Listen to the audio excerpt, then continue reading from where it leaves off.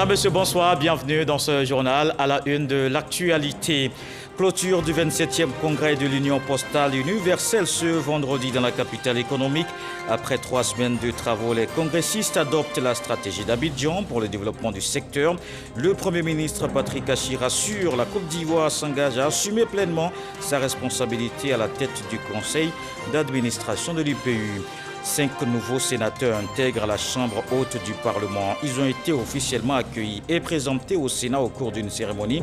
Ces parlementaires élus lors des partiels du 31 juillet dans les régions des Grands Ponts du Kabadougou, du Bunkani, du Gontugo et de la Nawa. Alpha Blondy s'engage dans la promotion de la réconciliation nationale et il entend jouer sa partition dans le renforcement de la paix. La star internationale du reggae était chez le ministre Kwadio Konan-Bertin. L'artiste lui exprime son soutien dans cette mission du rassemblement des Ivoiriens de la cohésion sociale. Et puis environ 5400 personnes réfugiées dans l'aéroport de Kaboul attendent toujours d'être évacuées d'Afghanistan. Le Pentagone précise que l'attentat suicide est perpétré par un seul auteur. Au moins 85 morts et plus de 160 blessés selon les derniers bilans. 13 soldats américains tués. Le rideau est tombé sur le 27e congrès de l'Union postale universelle d'Abidjan. Le Premier ministre Patrick Achi a rendu hommage au président de la République, Alassane Ouattara, maître d'œuvre de l'organisation de ce rendez-vous mondial des postiers. Les délégués de l'Union se réjouissent des recommandations qui vont permettre de conduire la politique de la poste dans le monde pour les 4 prochaines années. Cheikh Koné. C'est le premier congrès hybride de l'histoire de l'Union postale universelle, mais surtout un congrès historique pour l'Afrique qui reçoit cet événement mondial, 87 ans après l'Égypte. L'Afrique a invité les acteurs du monde postal sur cette terre. La Côte d'Ivoire et Abidjan les ont reçus dans la plus grande hospitalité à l'ivoirienne. Le 27e congrès a tenu toutes ses promesses pour les participants. Le mérite revient à la Côte d'Ivoire et à ses autorités. J'aimerais féliciter le gouvernement frère de la Côte d'Ivoire pour l'excellente organisation de ce congrès de l'Union postale universelle. Nous sommes effectivement à la fin et nous pensons que toutes les sessions durant ce congrès vont servir pour avancer et transformer le secteur dans les prochaines années.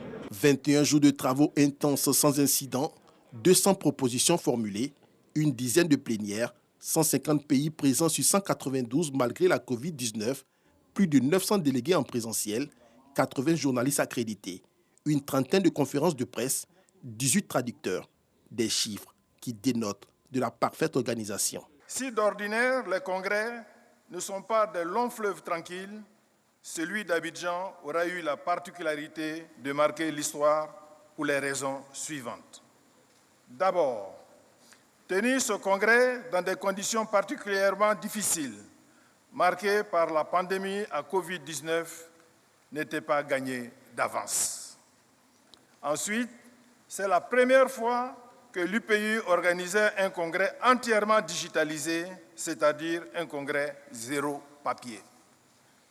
Enfin, c'est également la première fois de son histoire que notre organisation adopte pour son congrès le format hybride.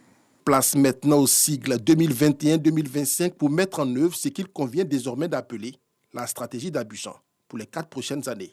Nous voici donc au terme de ce congrès qui a été placé sous le thème de la digitalisation des services postaux et qui a permis d'adopter la stratégie postale 2022-2025 du secteur postal mondial, dénommée désormais Stratégie postale d'Abidjan, avec une vision à long terme tournée vers 4 acteurs principaux de l'écosystème que sont les gouvernements, les régulateurs, les opérateurs désignés et les autres acteurs du secteur postal. Pour mettre en œuvre cette vision, l'UPU se propose pour le prochain cycle de 4 ans d'être un forum pour les acteurs du secteur postal, un fournisseur de solutions technologiques et un centre de connaissances pour le secteur. La réussite de ce congrès est aussi celle de l'Afrique, a déclaré le Premier ministre Patrick Achi. Le chef de gouvernement a rendu un hommage au chef de l'État Alassane Ouattara pour son implication personnelle dans la réussite de cette messe mondiale. L'honneur revient au président de la République de Côte d'Ivoire Son Excellence, M. Alassane Ouattara, qui a porté et soutenu ce projet depuis de si nombreuses années. Sans sa volonté politique, sans son implication constante, sans son appui, rien n'aurait été possible. Je voudrais donc lui rendre hommage et lui exprimer les remerciements de l'Afrique tout entière. La tenue de ces assises, au-delà de leur caractère historique, requiert d'importantes retombées pour la Côte d'Ivoire. Pour nous, qu'à Abidjan soit arrêtée la stratégie d'Abidjan, qui devient pour les 4 prochaines années la stratégie du monde, ça nous impose donc de faire pour notre propre poste des réformes et des transformations extrêmement profondes, mais pour lesquelles, puisque nous assurons la présidence, tous les postes du monde seront engagés à nous aider à réussir. Pendant 4 ans, on va tirer le profit, le bénéfice de l'enrichissement des postes ici les unes et les autres, qui pour un certain nombre d'entre elles sont déjà loin devant nous, en tout cas en Occident. Elles seront prêtes à partager avec nous cette expérience. Pour certaines, seront prêtes à nous financer. Donc je pense que pour notre poste, c'est un gain, bien sûr, qui est incalculable et sans nom. Et enfin, pour conclure, je reviens là-dessus, c'est l'image du pays. C'est l'image du continent. Fini le 27e congrès de l'UPU à Abidjan, les prochaines assises prévues en 2025 se tiendront pour la première fois au Moyen-Orient, à Dubaï, dans les Émirats arabes unis. Et en marge de la cérémonie de clôture de ce 27e congrès de l'Union postale universelle, le ministre de l'économie numérique, des télécommunications et de l'innovation, Adom Félix, a procédé cet après-midi à la signature des actes du congrès. Cette signature marque la validation par la Côte d'Ivoire de toutes les recommandations et décisions arrêtées au cours de ce congrès. Au total, 254 résolutions adoptées durant ces 21 jours. Et le 27e congrès de l'Union postale universelle, c'était du 9 au 27 août à Abidjan. 192 pays réunis, plus de 600 délégués en présentiel et au moins 2000 via Internet. Connecter tout ce beau monde a demandé évidemment de nombreuses heures de travail en amont et même durant ces travaux, des dizaines de personnes ont œuvré dans l'ombre afin de permettre au congrès de se dérouler dans les meilleures conditions. Allons donc dans les coulisses de l'UPU avec Fatou Fofana. Sofitel l'hôtel Ivoire d'Abidjan.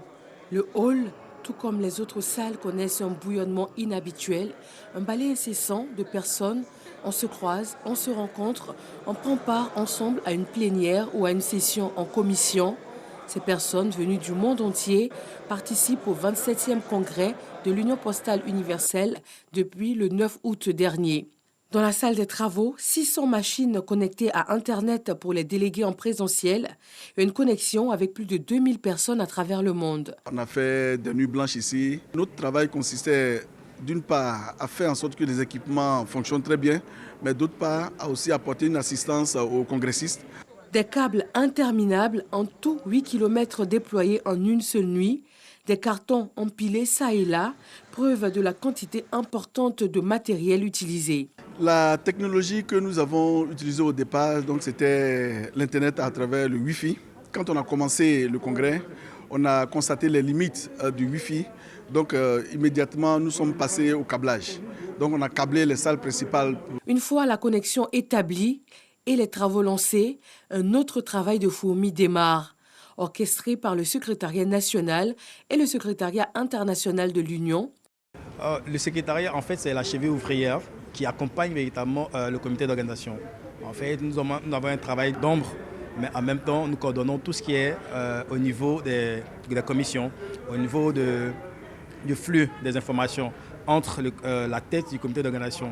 Tout ce qui est comme document, tout ce qui est comme activité et tout ce qui est comme coordination de réunion, tout ça, c'est ce que nous on fait en arrière-plan. Tout ce travail de 192 pays membres de l'Union postale universelle est observé, analysé et relayé au monde entier par pas moins de 80 journalistes accrédités pour l'événement, dont une quinzaine venus de plusieurs pays.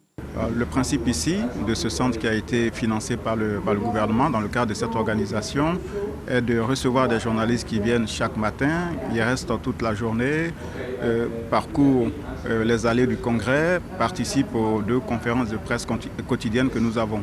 La Côte d'Ivoire aurait été sans nul doute au devant de la scène internationale durant ces 19 derniers jours qu'aura duré le 27e congrès de l'Union postale universelle. Tout ce que nous avons essayé d'interviewer, ils avaient une bonne image, saluaient la bonne organisation faite par la Côte d'Ivoire. Si un autre pays africain veut organiser une telle rencontre, je pense qu'on ne va pas encore attendre 87 ans parce que la Côte d'Ivoire a prouvé aux yeux du monde que l'Afrique n'est pas l'Afrique des temps passés. Nous aussi, les journalistes africains, nous étions mobilisés. Ça veut dire que nous faisons notre boulot. Prochain rendez-vous, les Émirats arabes unis en 2025. Et l'actualité, c'est également les 5 nouveaux sénateurs qui font leur entrée dans la Chambre haute du Parlement.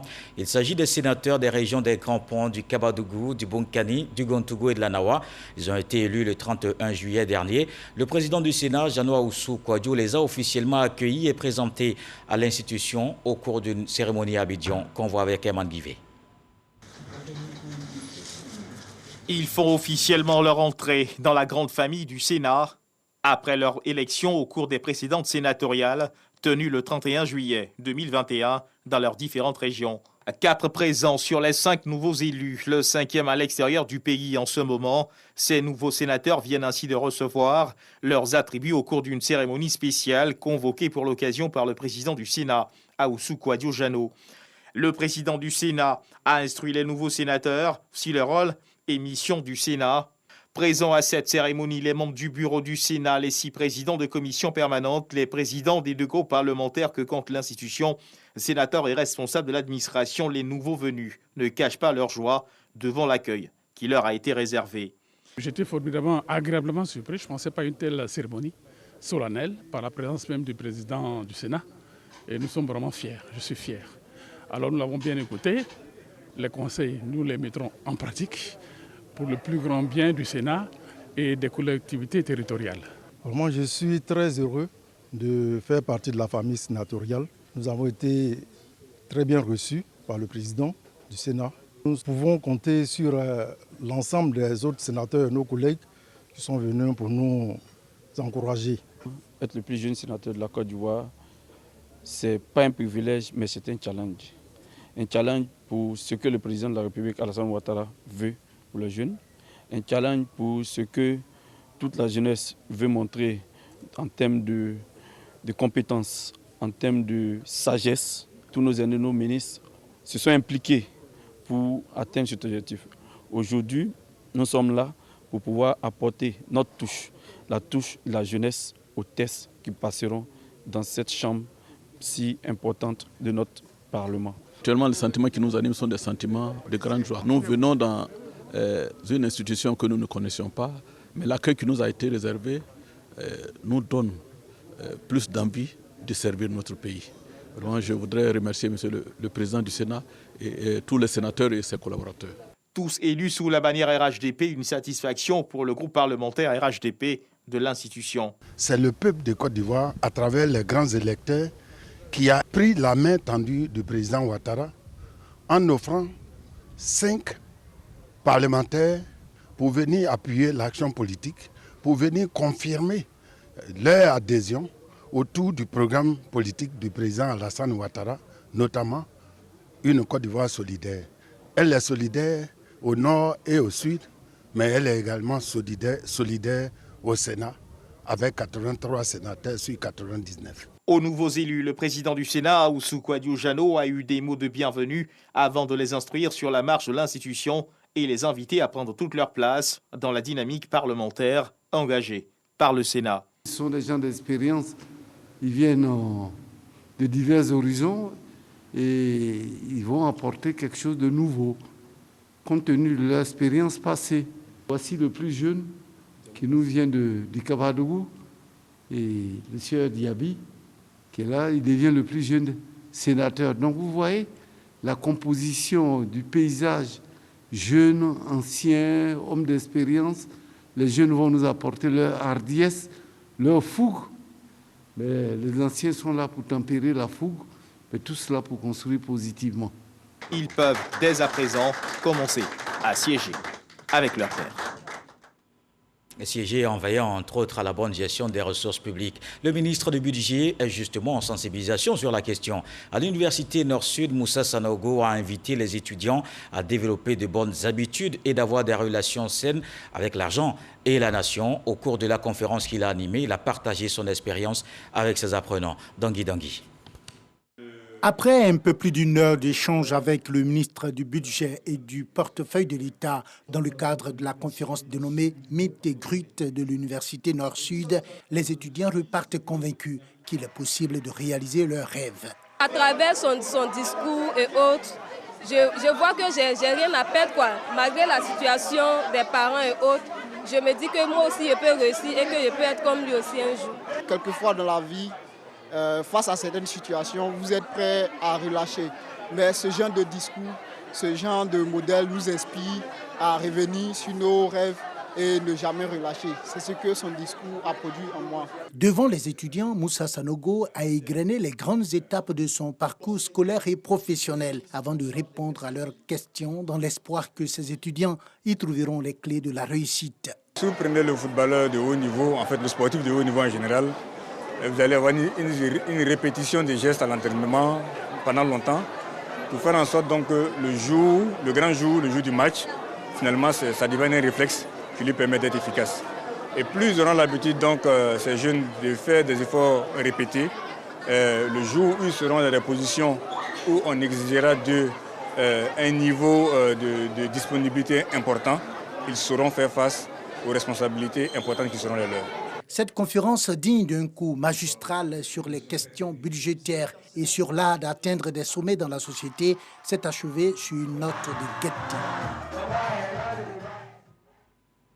Et la bonne gouvernance promue au ministère de l'Intérieur, des comités locaux de lutte contre la corruption installés dans les communes après 13 villes, c'est Makori, qui s'engagent dans la traque du racket. Michel Digré nous parle de ce dispositif local.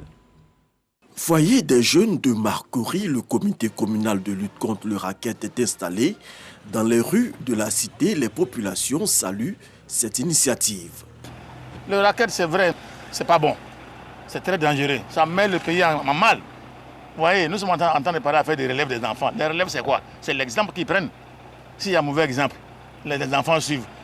C'est mauvais relève. Les forces de sécurité seront en première ligne de cette sensibilisation pour ramener la confiance en elles et les automobilistes. Moi, je n'accuse personne, mais c'est fatigant. Il y a des moments, tu passes au feu, les derniers instants du feu vert. On t'arrête, on te dit que tu es passé au feu rouge. C'est compliqué, c'est difficile. En même temps que ça va agir, ça va inciter les personnes à être à jour au niveau des papiers. Et puis bon, ça va aider tout le monde. Nos forces de défense et de sécurité ont un rôle capital donc, à jouer dans le cadre de la prévention de la lutte contre la corruption dans notre pays. Donc c'est un engagement que nous ne faisons que dire et redire afin de les amener à se mettre en première place donc, pour lutter et éradiquer la corruption dans notre pays.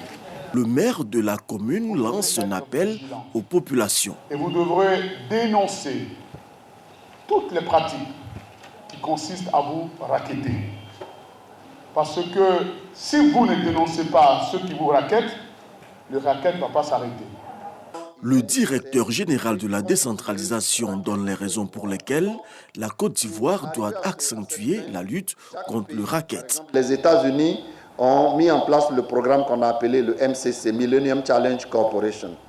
Alors dans ce programme, c'est la promotion de la bonne gouvernance. Et donc les pays qui font la promotion de la bonne gouvernance ont une image au niveau international. Voilà. Et donc, depuis ce temps, la Côte d'Ivoire s'est engagée dans ce programme. Et quand tu t'engages dans ce programme, ça veut dire que partout, il y a des indicateurs que les partenaires regardent. Donc la corruption est un indicateur très éliminatoire, on va dire. Voilà. Et donc il faut veiller à baisser le niveau de corruption dans nos pays. Le comité communal de lutte contre le racket est un dispositif local d'éveil pour le contrôle de la corruption à travers des activités de sensibilisation et d'éducation des populations. Et ce sont toutes les forces de défense et de sécurité qui sont aussi engagées dans la lutte contre la Covid-19, une pandémie qui continue de menacer la santé. On fait le point en chiffres ce vendredi.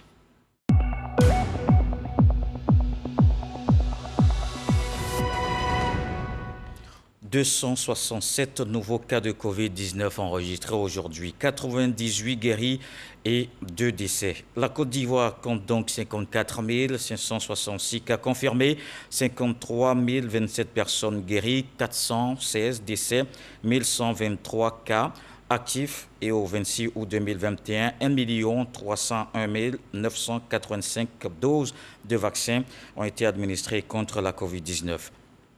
Et sur la Covid-19 en Guinée, les autorités guinéennes ont adopté de nouvelles mesures pour lutter contre la pandémie. Le pass sanitaire est désormais obligatoire pour accéder aux services publics. Le gouvernement veut inciter la population à se vacciner face à une recrudescence des cas de coronavirus.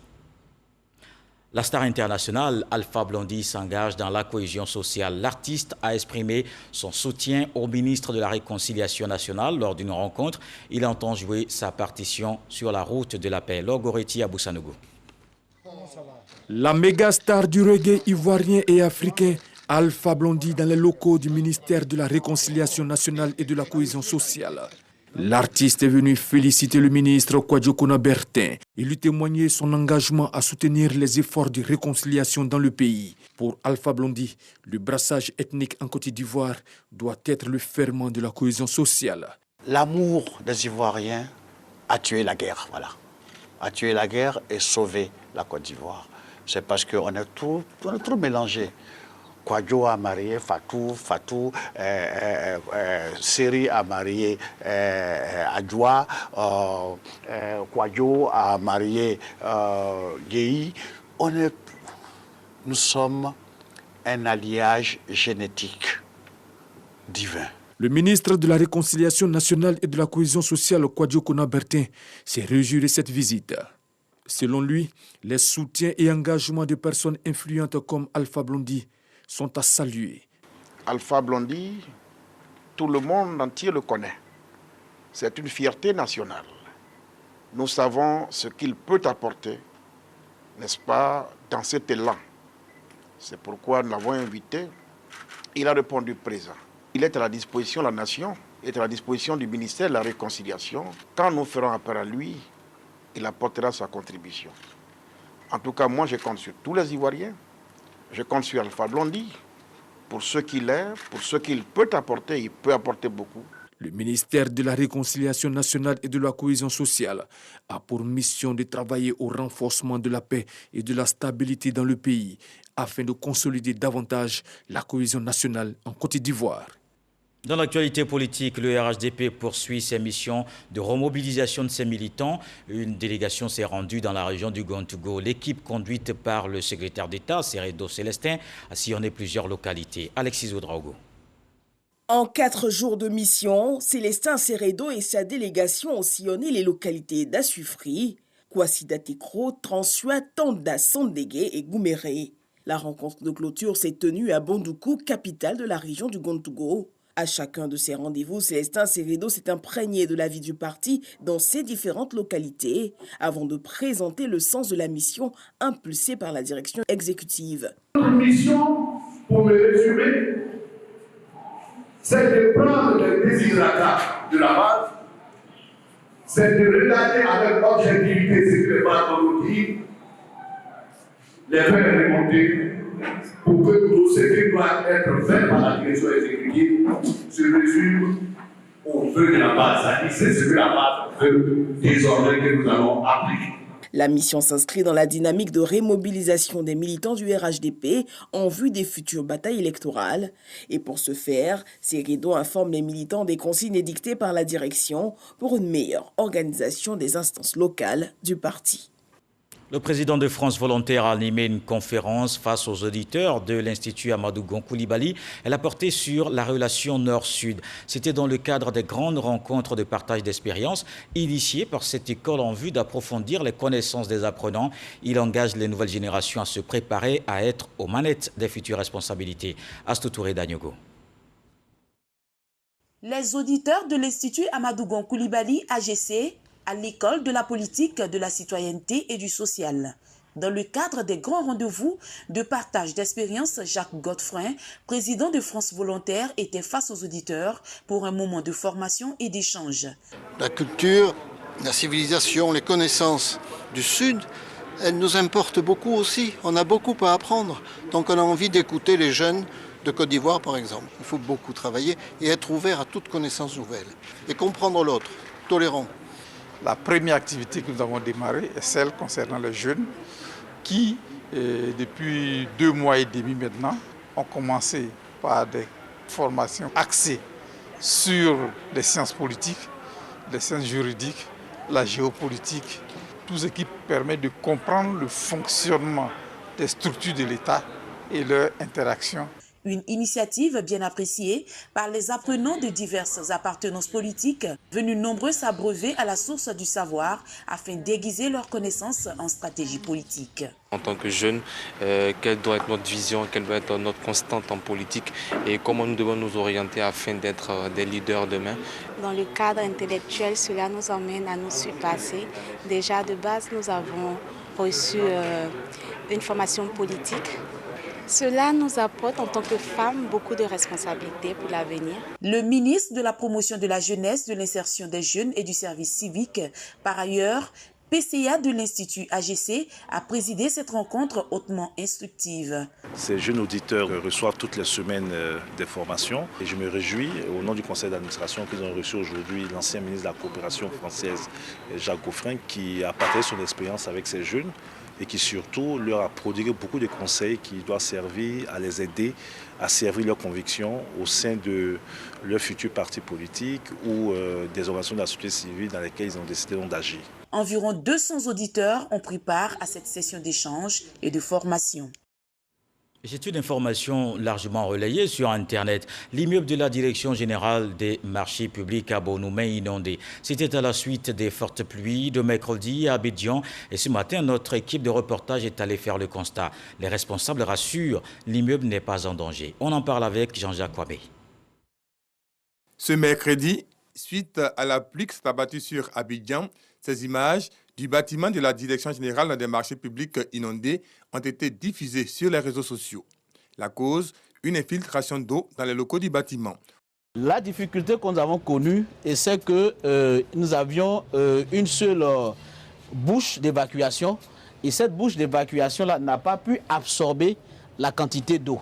Donc ce qui s'est produit naturellement, c'est qu'il y a eu remontée d'eau et donc cette remontée d'eau-là a pu trouver au niveau de cette porte une ouverture et ainsi l'eau a commencé à accéder au bâtiment à travers l'ouverture qui est entre cette porte et le muret que l'eau a pu dépasser du fait de la quantité d'eau qui a pu dépasser un peu les installations. La Direction générale des marchés publics abrite depuis 2020 ce bâtiment dans le quartier Riviera-Bonoumé, commune de Cocody.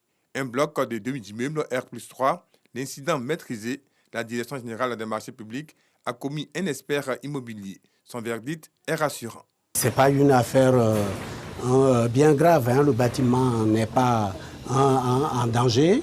Quand cette solution qui est de reprendre correctement les eaux de pluie sera faite, alors il n'y aura vraiment plus de problème. Ce vendredi, lors de notre passage sur les lieux, les agents étaient à leur poste. La Direction générale des marchés publics a pour mission, entre autres, le conseil et l'assistance technique et juridique aux autorités contractantes et maîtres d'ouvrage, notamment pour la planification de la commande publique et l'appui à la budgétisation des commandes. Une école primaire rénovée à Bobo, il s'agit du groupe scolaire Aïe, une action de Kunta Mader, le commissaire général du Festival culturel et des arts d'Abobo. Avec son partenaire, ils entendent ainsi offrir aux élèves de meilleures conditions d'études. Issa Tionayo. Les élèves du groupe scolaire EPP Bad Avocatier et leurs parents ont des raisons d'être heureux en ce moment. Et pour cause, leur école, grâce au partenariat entre le Festica, Festival culturel et des arts d'Abobo, et la LONASI a été réhabilitée. Les clés ont été remises aux responsables de l'établissement scolaire. Ici, le cadre est créé pour que les enfants puissent avoir à manger sur place et ainsi leur chance de réussite s'augmente encore. Et c'est le lieu de remercier encore M. Kouta qui a agi par ses relations à travers justement le Festica. Aujourd'hui, je me réjouis, je dis merci à Dieu qui a permis, qui m'a inspiré. Parce que vous pouvez avoir une idée, mais si Dieu ne vous donne pas la force de réaliser cette idée-là, ça ne peut pas se faire. Bien évidemment, il faut savoir que c'est notre mission citoyenne, c'est notre raison d'être, et de pouvoir collecter l'épargne publique volontaire et de redistribuer. Et dans les œuvres sociales, vous avez les écoles, les maternités, des hôpitaux. Karim Ouattara, représentant le directeur général de la LONASI, a également félicité Kounta Madère, l'initiateur de cette opération. Outre la réhabilitation des bâtiments, l'école a été dotée d'une cantine. Et on va aller directement dans le Lodibois. À Lakota, en 2018, le village de Dairi avait vu son marché emporté par les flammes, donc par un vent violent plutôt. Ce douloureux événement n'est plus qu'un lointain souvenir, puisque le conseil municipal de Lakota, dirigé par Sami Meri, vient d'offrir un nouveau marché à la localité. Le reportage de Mahama Traoré. Dairi, village situé à environ 10 km de la ville de Lakota, bénéficie d'un nouveau marché. Il est bâti sur une superficie de 6000 m² et comprend un grand préau abritant 65 places et une dizaine de magasins aux alentours. Un site moderne aux normes sécuritaires et sanitaires viables, adapté au commerce de marchandises et de produits alimentaires. Sa réalisation est un motif de soulagement pour les populations et surtout pour le maire qui en avait fait la promesse aux populations de Dairi. Chers parents de Dairi, le conseil municipal et moi-même, nous sommes donc vos défenseurs et nous sommes prêts pour vous. Nous sommes prêts pour vous. Nous sommes prêts pour vous. Et nous sommes prêts pour accompagner Dairi encore dans son développement. 35 millions de francs CFA, c'est le montant qu'a investi la mairie de Lakota pour réaliser le nouveau marché de Dairi. Pour rappel, l'ancien avait été emporté par un vent violent en 2018. Dans le reste de l'actualité, environ 5400 personnes réfugiées dans l'aéroport de Kaboul attendent toujours d'être évacuées d'Afghanistan.